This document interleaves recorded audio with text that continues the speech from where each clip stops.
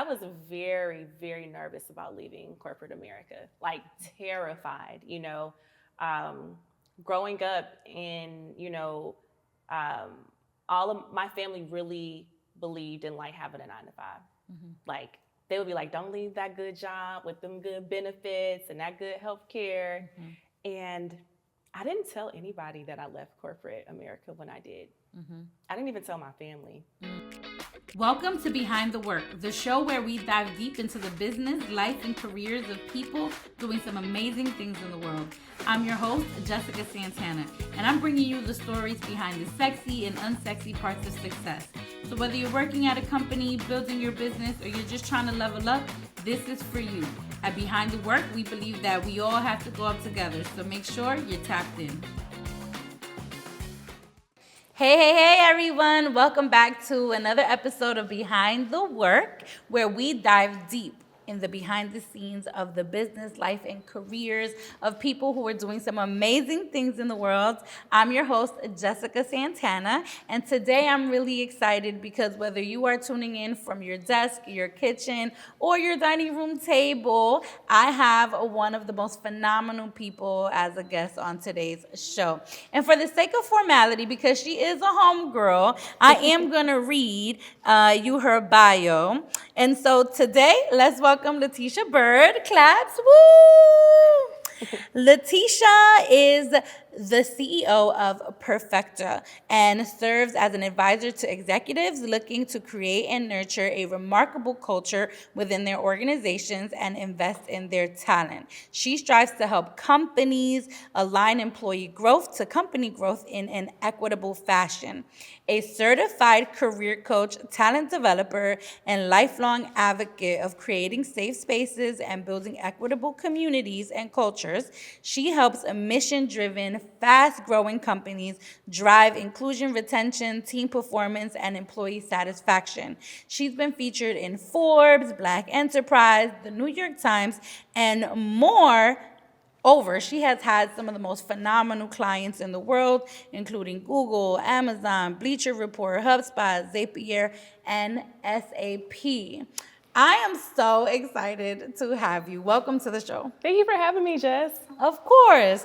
And so just some background, I always like to start with context on how I know people. Yeah. So, when Twitter was Twitter, because, Twitter is no longer really Twitter anymore, I had the phenomenal pleasure of actually just following Latesha's journey online. She was super vocal about Black women in the workplace, about inclusion in the workplace. And I was like, this lady is really doing the real work out here to be a voice for people who oftentimes in workspaces and in corporate spaces feel like they're silenced. And I really gravitated towards a lot of the content that she was putting out to the point where I eventually was like, let me follow this girl and let me hit her up and let me try and befriend her. And it just so happens at the time that she was also friends with Kalia Braswell, who I was mentoring through the 4.0 Schools program, which is the program for entrepreneurs. And then she also knew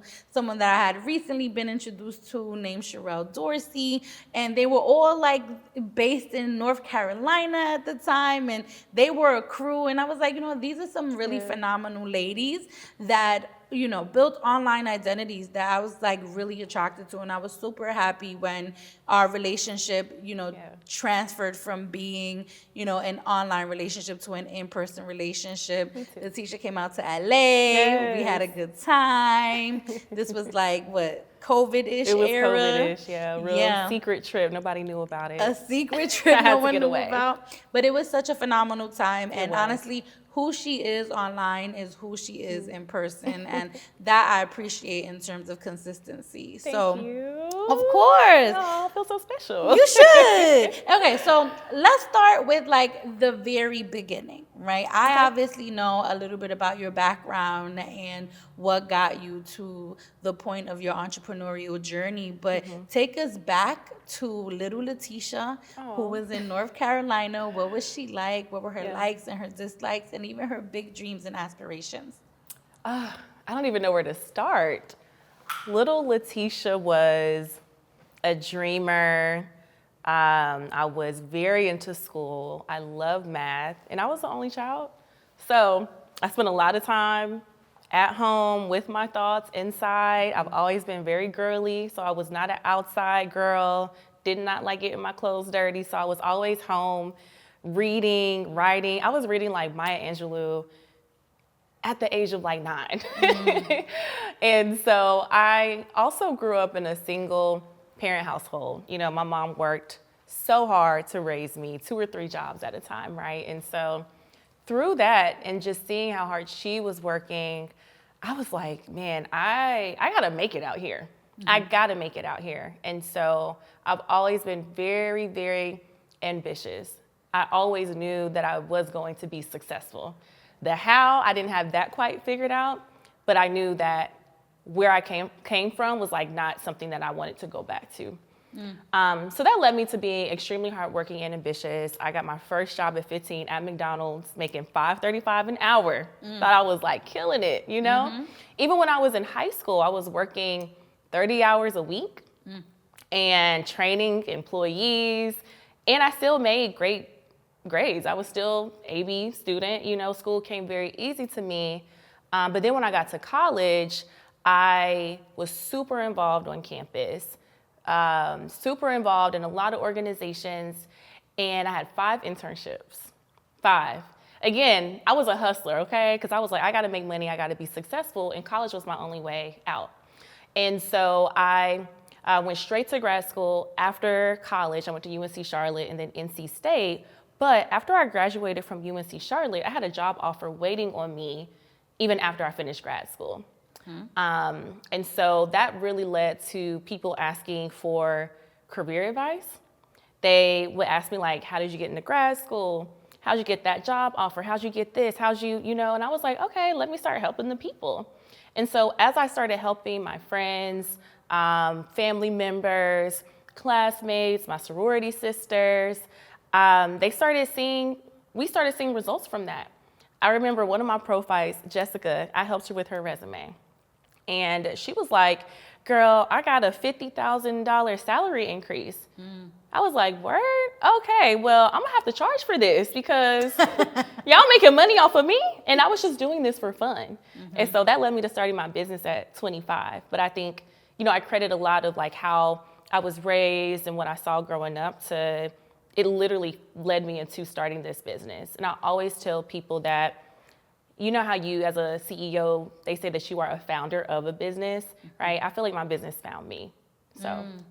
That is actually, so first and foremost, I think that is such a true testimony to how hard work is a consistent thing over time, right? Like you weren't just ambitious at 25, had an idea and then went and started the company. Like your ambition has really followed you since a kid, and you can see that very evidently as you think about the organizations you were part of, you know, the kinds of activities you engaged in, the fact that you left, you know, college with a full-time job when there are a lot of people that leave college with no job offers, right? And so when you think about motivation, right, and when you think about ambition, what do you think are the things that are within us, or even the conditions that are around us that have to be true in order for us to have that consistent level of motivation over a long period of time? So like, what are the factors? You know, I think that everyone's circumstance is different, right? I created something, well, a path for myself that I did not see out of knowing what I didn't want to, right? Didn't want to have, didn't want to recreate. I think sometimes we either run towards things or we run from things. And I knew I can't be broke. If I'm grown and it's up to me and my household, we're making money. And so I do think that, you know, in terms of the factors, I think it's very individualistic, you know? Some people can take their environment and what they saw growing up or what they were surrounded by and repeat those same patterns and behaviors. But I also think there are people like myself that can choose a different way. You know what I'm saying? So I don't know, I think it's different. Yeah. And another thing that you mentioned was, there was a period where you might have attributed your ambition to making sure that you never went back to your circumstances, right? Right. And so what were those circumstances, right? Because for many of us, we say that a lot. Like, I don't want to go back to where I'm from. Like, I want to Right. always be on the level up. But like, what were the circumstances where you were like, I would not thrive, in this environment if Yeah. I stayed here?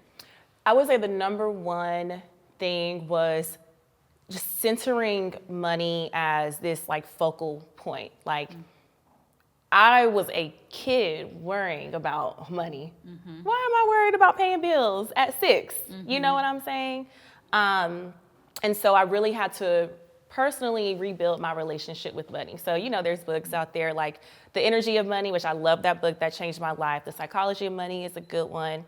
But I really had to reframe how I saw money and really seeing money as a tool, seeing money as something that, I own versus money owning me. And so that was the number one thing. And I can give you more specifics there. I remember my mom working so hard and just never feeling like she was caught up. I saw her sitting at the kitchen table going through bills like, okay, if I don't pay the phone bill this month, or it might be a little late just so I can pay the rent, or I might be late on the power bill so we can pay this. I saw her doing that. I was a kid on the phone with the bill collectors when they called, like, my mama not home, she not home, right? Just dodging bill collectors. The reason why I actually declared my major in accounting was because at the age of like 9, I said I was going to be an accountant because I really got into budgeting literally when I was like a kid. And so I remember creating budgets for my mom. And I would tell her like, hey girl, like, the rent is due by the 1st. It's gonna be late after the 5th. So what bills we paying? Like, how we gonna make this work? Like, I was actually like the little accountant. And so I always went to middle school knowing I'm gonna be an accountant one day. People were like, okay, cool. Like, how are you as a kid knowing that? And so, again, I'm grateful that was, my experience.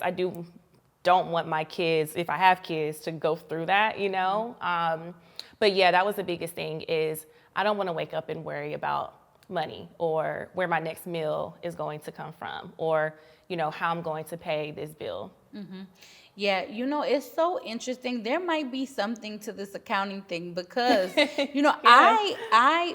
was my major as well. Oh, I didn't know that. Yeah, that was my major as well. Like, I was on a path to pursuing the CPA until I realized, like, I actually did not like the field. I thought it was so boring. Yeah. And also at the time, they had implemented this new rule around needing 150 credits to sit for the CPA. So outside of the fact that you want me to do more school, I have to do more school, and I also have to sit down and take this really hard test. Like, I'm good, I'm out. And I found my passion in tech. But I think that the reasons why I wanted to pursue a career in accounting were for very similar reasons. Oh, wow. Right? Where, when you are in a situation or you grow up in a community where you're seeing everybody hustle all the time, like to the point where it's detrimental to their mental health, their bodies. And then as a kid, you're kind of witnessing those things. You start to ask yourself questions around, well, what kind of quality of life do I want to lead when I grow up? Exactly. And I think those are the same reasons why, I decided to go into entrepreneurship. That's the reason why I started,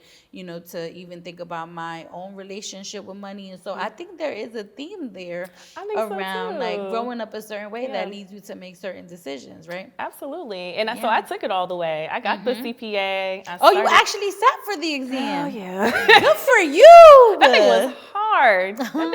So it was actually hard for me to leave that industry because imagine you're growing up and you're thinking that's something that you really want to do, and then you start doing it and you're like, ooh, this is not for me at all. I'm too much of a people person to be, and no shade to accountants, right? But I'm too much of a people person to be staring at numbers all day. I think it probably has made us both sharper, like CEOs. For sure. Because we understand financials, but yeah, girl, I went all the way. Yeah. You know, it's so interesting that you say, yes, I would definitely agree. Like Yeah. when I first started my organization and I had to look at a P&L, I was like, oh, this is easy for me. So yeah, I totally will say that having that Absolutely. degree has helped me. And even though I did not pursue a career in it, I definitely will say that everyone who is a founder, a CEO, or running a company, like you need to understand your numbers. You do need to understand Yes. your books. So basic accounting is important. Yeah. But you know, I know you said that it was hard for you to leave that career, but you ultimately did. I did. You Sure ultimately did. did. And I Yeah. think one of the things that I always encourage people that I meet who are trying to pivot in their careers is to think about what they lose out on when they don't pivot. Like, are you going to stay Yes. really like upset about the life that you're living because you're not pursuing your dreams? Oh, yeah. Or are you going to make the pivot to start doing the things that you care about? And so tell me, what was hard about making that transition and what ultimately made Yeah. you say, like, I put in all this work to get this license, but it doesn't matter because I'm gonna still follow my dreams? Yeah, and it was a hard realization for me to just accept and acknowledge that I worked so hard to get here and I don't enjoy this. And it even as a coach, I've helped a lot of people who have experienced that feeling of I don't like what I'm doing, but I feel like I've worked so hard to get here. I just got to keep doing it. And I think that's just very harmful to someone's mental health. I think that's harmful to someone's career because you're not really giving it your all. And you're also not getting back what you deserve. And so I am someone who believes in like, look, if you are ready for a change, get up out of there. You're not feeling fulfilled, find something else, right? Like we should never feel stuck or put ourselves in one box. But I am very grateful for the experience that I had in that industry because of the way the public accounting industry is structured, it's like that pyramid kind of structure, right? Where a lot of people kind of in that early career talent level. And then as you kind of, matriculate up the organization, people start to leave, and they start to explore other, avenues and areas. And so because of that, recruiting is like a very important aspect that everyone at the firm gets involved in. And so I remember this one particular moment where I was helping out at a recruiting event at like a career fair or doing mock interviews with students. And that's where I wanted to be. Like that day, it didn't feel like work.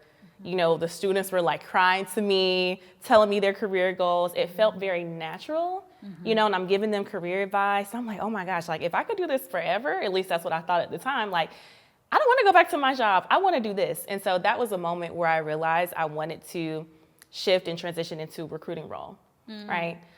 They were like, oh, we don't have anything here. And I was like, okay, cool. But I got the confirmation that I needed to pursue something else because it felt right. I'm a big energy person. I know you are too. And I'm always going to like go where my energy is being called to. Absolutely. Absolutely. So I think what you're hinting at is like, you have to have moments in your journey that really feel like you're being called into a next step. Yes. And you really have to listen to that calling because if not, you miss out on a lot when you don't, Exactly. And so tell me, what were the practical steps that you took at that time to say, I'm going to follow my calling? Because I think a lot of people, they might already have heard voices say like, all right, this is not working out. I got to do something different. But I think fear cripples us a lot of times. Absolutely. I definitely think that fear cripples us. And so when I think about what a tangible next step looks like for, someone to pursue an idea, I'm always like, what does that look like in action? And so what did that look like for you? That's true. I mean, the fear is always going to be there, and I always tell people, would you rather live with fear or regret? Right? I am going to pursue things that I desire, that I'm being pulled towards fearful because the regret, that's just too much for me, right? And so there was fear, there was self-doubt. So many people were telling me, like, I remember they were telling me, why would you switch industries? Like, why would you do that to yourself? You're not going to make as much money. You're not going to be taken seriously. I was like, okay, cool. I'm still going to do it. And so I've always been someone who is very hard-headed. Like I have to learn things on my own. I'm not going to, because I feel like I'm different, right? Like I'm not going to watch what someone else did and then say, oh, well, they failed at that, so I'm going to. I don't even necessarily see failure. Like I don't think about failure in the pursuit of going after what I want. And so when it came to me making the transition, two things I knew I had to get was one, I needed to build a network of people that could really kind of support me. I needed mentors. You know, I really needed to tap into my connection. So, girl, I was on LinkedIn, like messaging people, anybody that would give me a chance, like talk to me, let's have a conversation. And then I also knew I needed some transferable experience. So I got really, really, really heavily involved in recruiting at that particular firm. And then I also found like professional organizations outside of my job that would give me some of that experience. So I was also very super involved in an organization called NABA, National Association of Black Accountants. And so I was leading their student programs, and that really was some good transferable experience. And so I met a mentor who was leading talent acquisition through NABA because his company was a sponsor, right? Again, didn't look like me. This was an older, white gentleman. And I was like, hey, Travis, like, look, I'm trying to be in recruiting. And I mean, you know me, Jess, like, I'm not someone who's going to be shy or timid about like what I want. So I was like, hey, look, I'm trying to be in recruiting. Like, can you help me? Like, can you be my mentor? He was like, sure, okay. And what I realized is that people actually want to help people. Like, it makes them feel really good to be a mentor, to be someone that could say, like, I was a part of this person's journey, right? And so me and Travis started meeting regularly. He would review my resume for me. He would introduce me to, some of his peers. He would recommend books, right? And so the thing that I did, and I think this really impressed him because he told me, but he recommended a book to me. I don't even remember the name of the book. I ordered the book, I read the book, and next time I met with him, I literally was like, let me tell you everything I learned about this book, right? Because you got to take me serious. I know I'm like 25, but I'm like serious about this. And so because of the way he saw me invest in that mentorship relationship, he also poured a lot back into me. Yeah. And so about 6 months of me interviewing with other companies about recruiting, and the interviews we just weren't gelling, right? It just wasn't a good fit for any of those roles. I was like, why am I doing all this? I want to go work for him. And so we went to lunch and I printed out my resume. I wrote a cover letter. Literally, it was like written about his company and why I wanted to work for his company. It wasn't no job available at the time. So we go to lunch and I'm like, hey, Travis, like I have realized like over the course of the last few months that I really want to, work for you. I want to work at your company, and here's why. And he kind of joked, he laughed, and he was like, okay, like, there's nothing, we're not hiring right now, but like, basically he was looking at me like I was kind of crazy because he was like, you're doing a lot, girl, like, cool, be cool. And I felt really defeated leaving that lunch, because I was like, I gotta make this happen. And so the next day, I remember I was standing in the mirror, I was brushing my teeth, and I was like, I gotta go to this job that I don't want anymore. My phone goes off, I look down, it's Travis. He's like, hey, can you send me your resume right now? I'm like, cool, it ain't no problem. So I sent him my resume because the recruiter on his team put in her 2-week notice. Literally, this was the day after me and him went to lunch. And when I tell you, like, it was just smooth sailing from there. Like, I interviewed the next week, met all the people, and I started that job in like a month. That's a really amazing story but it's not just a story of like success, it's also a story of hustle, right? Because I think what I'm hearing from you is like, I had to create the opportunity for me to be seen, for an opportunity for me to get into what I wanted to do. Right. To be able to identify that you need a network, to be able to identify that you need to join organizations, to be able to identify that you have to, be practical in the skills acquisition you need to be eligible for a role like this takes a lot of self-awareness, right? And it takes a lot of motivation to then go ahead and execute on that. And it also takes a lot of courage to go to your mentor and be like, what's up? You know? And so I think that speaks a lot to, what it looks like to create opportunity. And one thing I have always, really appreciated about you is that you're not just creating opportunities like once and then just sitting in them, right? I think the thing that has attracted me towards you is that you are a creator in general. Like you create opportunities for yourself, but you also create opportunities for people. And I think that you have had such a really big eye for being able to identify a gap and then going to address it. I've seen that a lot with the content that you've developed, the journals, the products. And so as you think about, this theme around of creating opportunities, at what point were you like, okay, now I'm in recruiting? Because eventually you get there, right? You told me you eventually get into recruiting. Yep. At what point were you like, okay, I did the thing, right? I created the opportunity to get into recruiting. I've acquired some experience. Now I'm going to go create the opportunity to be an entrepreneur. Like, at what point did you say that? And what was the actual problem you were trying to solve when you jumped in head first? Yeah, and I also want to add too, and shout out to Travis. I'm definitely going to send this to him so he can watch it.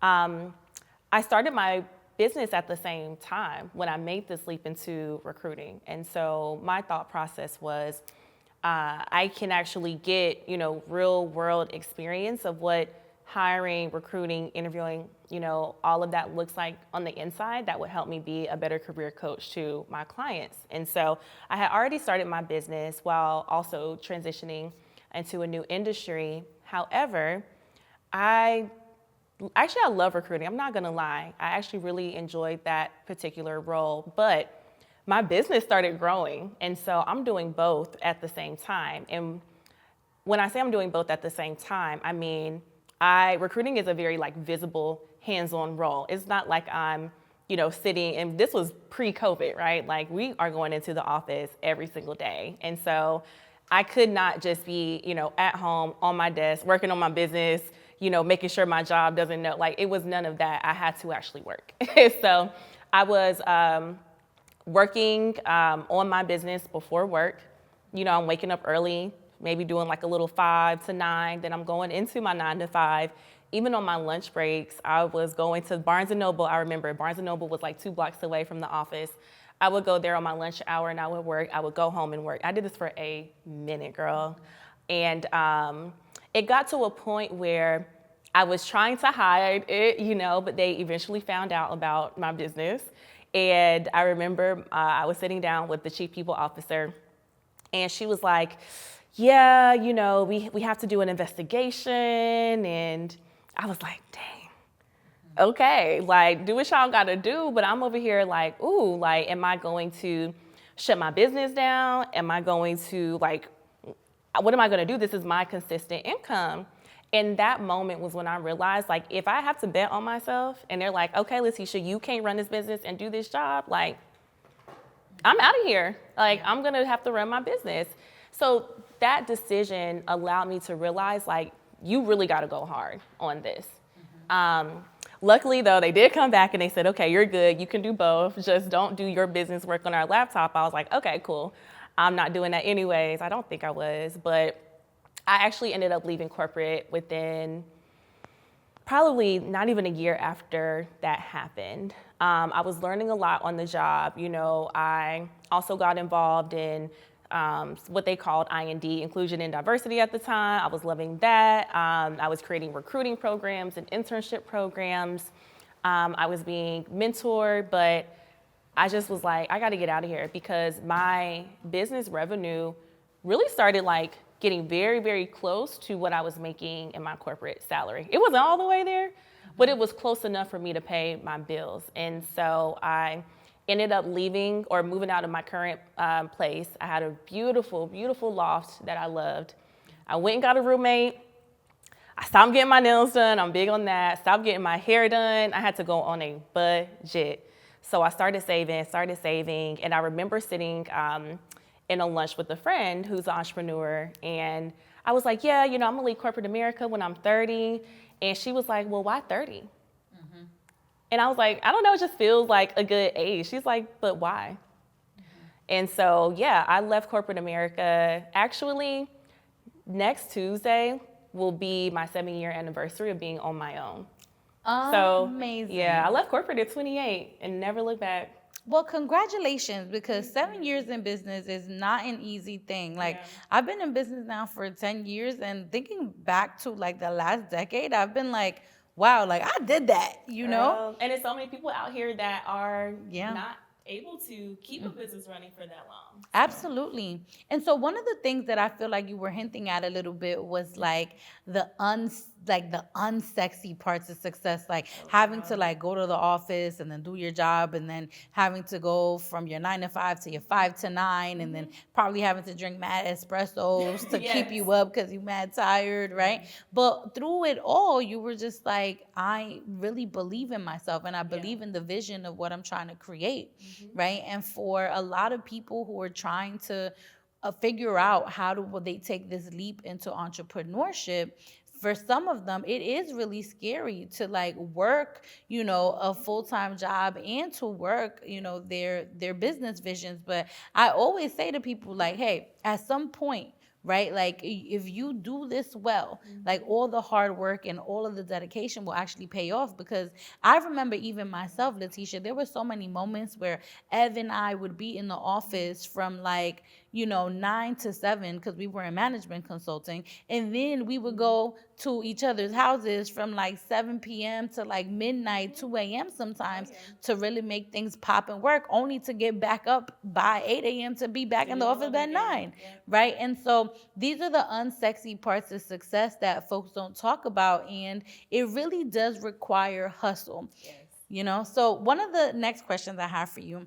Oh, bro, wait, I was going to say, Oh, too, go ahead. Look, I used to be working on vacation. Yes. Like, we would have all these, like, really cool girls trips we would go on, like Miami and D.C. I'm up early, because I'm an early bird anyways. I'm up early before everybody, like, let me get my work in before my friends wake up, because I don't want to, like, kill the vibes. But, yeah, I don't know, you just got to be so dedicated to your craft. You got to be so dedicated to your goal that nothing can stop you from that. Absolutely. And so one of the questions I have for you is, now that you got to a point where you were like, if this does not work out in my favor and they end up doing investigation and they end up letting me go, right? I'm going to bet on myself. There's a certain mindset that you have to have in order to have the audacity to dream that big, right? So what was the thing that you felt like was in you to make you say, I'm a bet on myself? Was it things you saw in the media? Was it, a message from God? Was it, a mentor, like that you said, was like, leave your job? Like, was that conversation the most profound one to make you say, like, I don't have to wait until I'm 30 to do that. I can do that right now? Yeah. I remember certain conversations that I had with people that really, how you ever be in a conversation with someone and they say something and they don't even realize like how profound or how transformative them just saying that was for you in that moment. It was like something you needed to hear. And so I was very, very nervous about leaving corporate America, like terrified, growing up in, all of my family really believed in like having a 9 to 5. Like, they would be like, don't leave that good job with them good benefits and that good health care. And I didn't tell anybody that I left corporate America when I did. I didn't even tell my family. I didn't tell my friends. Like, I didn't tell anybody for like maybe 3 months, like for real. But I remember talking with one of my line sisters, Karen. Karen is she's a therapist. She's a counselor, just very, very intuitive. And I was telling her, like, yeah, I'm thinking about leaving corporate America. I'm so scared. I don't know. She was like, girl, why? If anybody can get a job, it's you. And I was like, dang, like, you're right. I'm over here tripping on this one job where let's say the business does not work out, there's always going to be another opportunity, right? Absolutely. There's always going to be something else that I can go after. And so that was a realization for me, like, okay, I won't really know until I actually commit to it and give it 100%. And so that was a conversation where I decided that I was going to leave. I am a crybaby. Like, I'm a very sensitive person. And it's, I can't believe I'm telling you this because I've never told anybody this. When I put in my notice at work, I cried because I really like my job. I'm not even gonna hold you. I like my job, but I loved my business. Like, my manager, Travis had left at this time. He wasn't my boss anymore. I remember she gave me a hug. She was like, "It's gonna be okay," and I was like, "Okay." But it just, yeah, it was a big risk. I'll be honest. And I don't know about you, Jess, but like, I even look back and I'm like, girl, you really quit and you turned something out of nothing. Yeah. Nobody else really saw it or believed in it. Not to say I had haters or anything like that, but I was still one of the first entrepreneurs in my family. And I remember even like a year or two after I left corporate, I had an office in this co-working space. I had an assistant, she was part-time. And so I'm like, yeah, we doing big things over here. I think a year after I left corporate, I left corporate in February 2018. I think that following year, I can't even, all the years kind of run together, but I do remember when my business revenue exceeded my corporate salary in like 7-8 months. And I'm like, okay, period. Like, I don't have to go back. But anyways, I remember when my dad, he came to visit me, because even when I told him I left corporate America, he was like, girl, looking at me like, you need to go get a job. And I'm like, no, I'm good. It really took my dad coming to see me in Charlotte and seeing my office. He looked around, he was like, are you okay? You might be doing all right, So that validation from him felt really good, but yeah. Yeah. It's so funny that you talk about your dad, because honestly, when I left my job, I went to Brooklyn and I was like, Mom and Dad, I have left my job. And they were like, what does that even mean? Right. Are you coming back here? Because there's no space. We've converted your room into another room, and this room is not yours anymore. Right. And I remember being really scared because I was like, man, they're actually serious. Like, if things don't work out for me as an entrepreneur, like, they are going to not let me back into this house, because my parents are very strict in that way.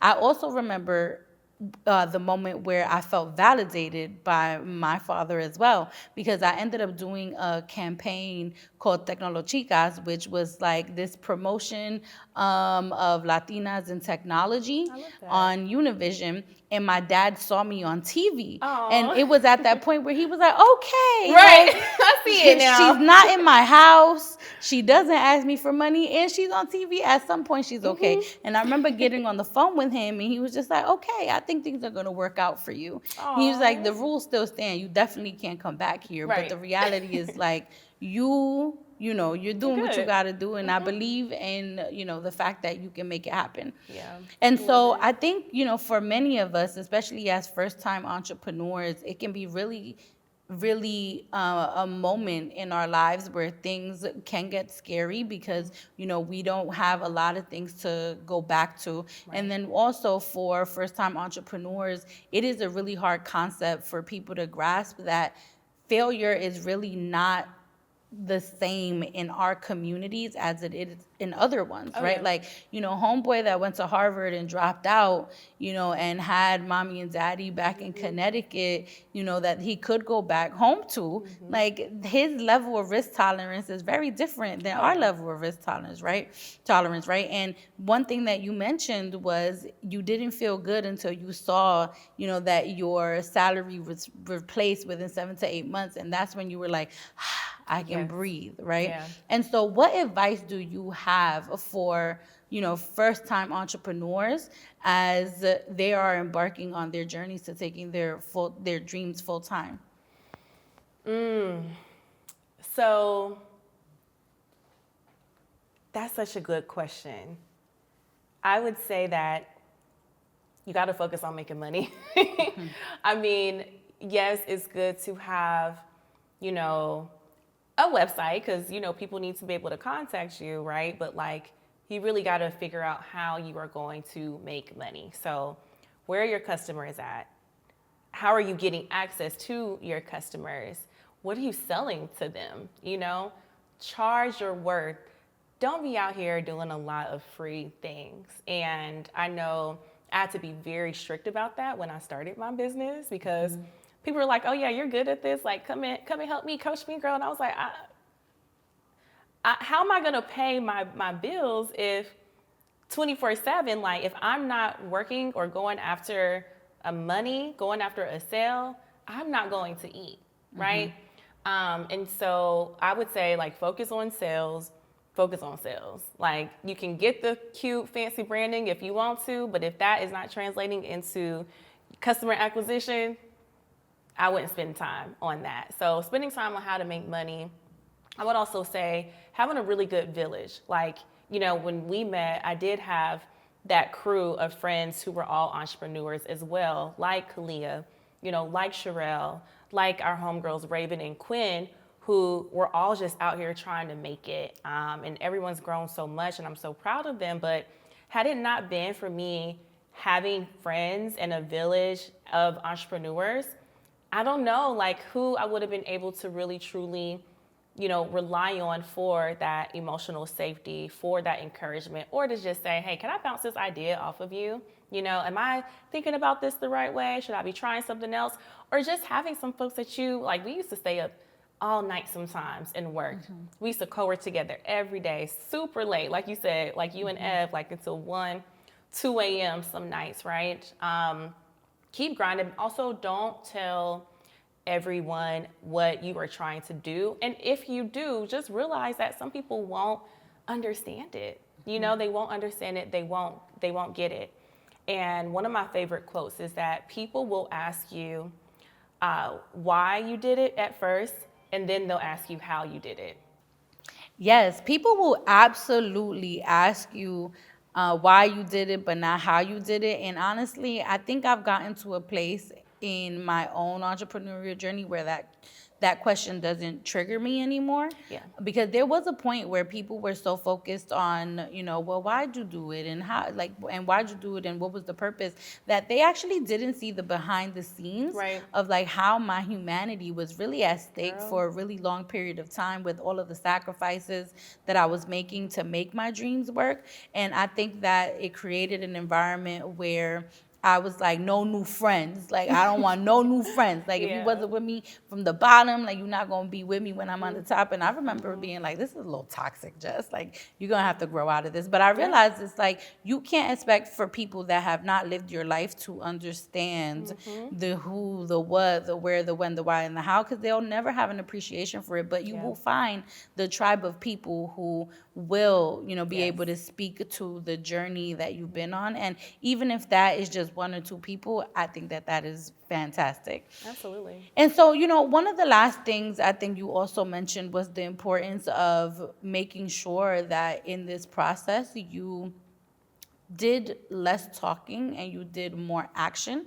And I think that for me, as someone who is learning about the importance of not like gatekeeping my ideas because I'm scared of them, I'm always like trying to find the balance between like how much do I say and how much don't I say, because people also can't help you if they don't even know what you're working on. Right. And so my last question for you is, in this season of your entrepreneurial journey where you've had tremendous success and you have been at a place where you can say, hey, like I did that, and you're a proven entrepreneur, what do you discern around what you share and what you don't share with people who might want to plug and play to what you're building? Yeah, that's such a good question. I have had to learn, who to talk to, what to share, what not to share.